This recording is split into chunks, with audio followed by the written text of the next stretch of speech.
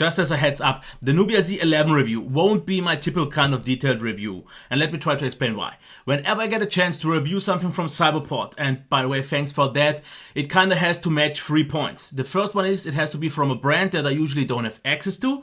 The second thing is it has to be interesting to me, kind of promising for some different kinds of reasons. And the third thing, of course, I expect some nice amount of use.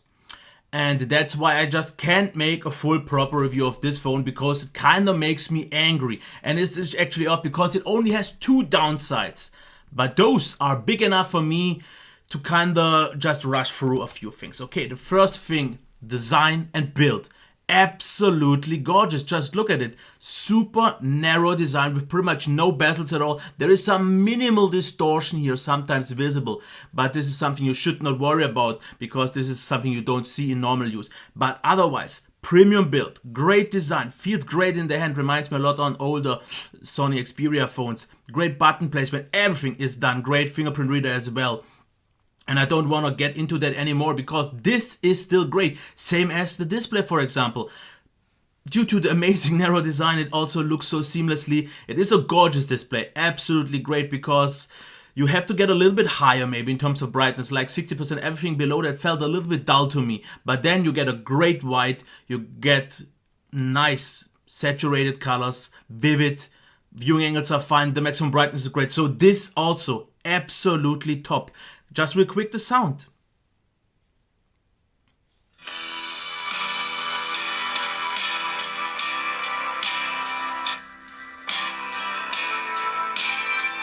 That one as well is great because it's loud, it's clear, and yeah, placement is okay, absolutely fine. Even the headphone jack is good.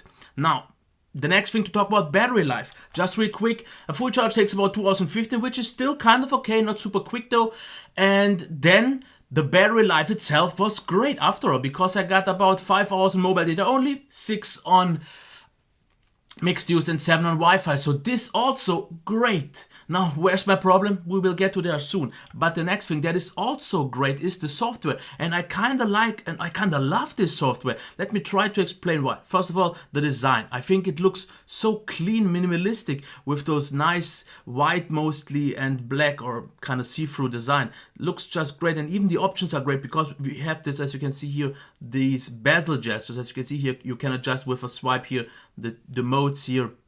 I hope the brightness is still okay. Then you have some extra cool functions because if you swipe from the side upwards, it switches to the last app and back and forth, as you can see here. This is a really convenient solution. Also, if you long press, you can switch through your desktops. And there are a few other options, like for example, double tap on the side to get back and so on. And there are some really nice additions. So absolutely no complaints here at all. This is still great. I think this is also nice because double swipe, you get that. There is no theming engine, but it's not a problem at all because I think it looks just beautiful. And we have so many features, and I wanted to actually make a separate video just for that, because we, even though we don't have Nougat, have a split screen option. Because if I just really quick enter something, you have like you have in Nougat, and it works just the same. Pretty much great. As you can see here you have your desktop where you can choose your apps, and even that is absolutely top. So whatever they did here in terms of software, I love it. We have so many great features, and I wanted to take way more time to get you to show off that. But this is an amazing software. I think it's great. It's one of the best ones that I've seen. So also great. Where's the problem? The camera? No, also not. Because I won't show anything, just to keep it shorter. Very good camera. Pictures are very nice. Autofocus works very nice. The quality is very good. Exposure, everything top. Even the video, maybe not quite on a flagship level in general and overall, but still very, very good. Now, let's get to my big complaint, and that is the performance. Because if we launch here the browser, here things still look fine, but even there you will notice some weird slowdowns because we are using a Snapdragon 820, and it's just not worthy of that performance, because browser would still be acceptable. But if we go into any app, yes, as you can see here, this looks mostly fine, but you will see that it kind of seems to micro stutter all the time. And yes, I did a full factory reset, and that's why I didn't set up even this device fully, because I wanted to know if it's a device or not, because I also have the Nubia Z11 Max here that has just the Snapdragon 652. but it works so much smoother in general. Yes, a few lags, a little bit of stutters here and there as well, but the overall general experience was so much better than on this one, because I don't know what exactly it is, but it is very good performing overall. But it is just quite far away from what I would expect from a Snapdragon 820, because I can't really express it, but it is enough for me to turn me down, because on the video it may look good, and I would say 90% of all the time it is very good, never great in my experience, because it just never feels really stutter free or lag free. And for this price of around 500 or maybe $600, I can't really find the proper price in the US, it's just not good enough for me. As you can see here, yeah, it's good, and maybe I shouldn't complain as much, but you can, and this brings me to my point, just get better device for the price. But let's quickly get through the pros and cons, and then I will give you my full explanation. Okay, pros and cons. Great build, no denying here, absolutely not. Fantastic narrow design, yes. The fingerprint reader works well. We have a gorgeous display. We have a very good speaker. We have a good headphone jack. We have still a very good performance, I will get to that. We have great battery life. We have an amazing software, I really like that.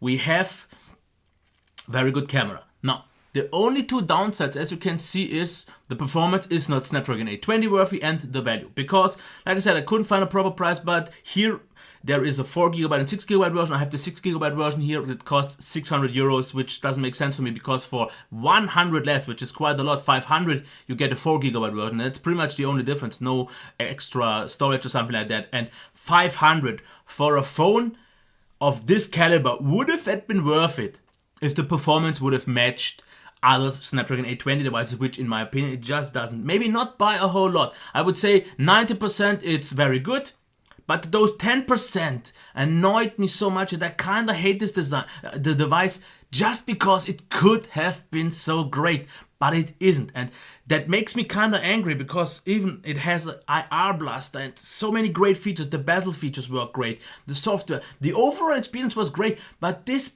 little bit of lag, stutter and hangs was enough for me, was actually enough for me to break the experience. Now, I guess a lot of people could think different. They could say you are just nitpicking on a way too high level, but I have to nitpick on a $500 level, at least that.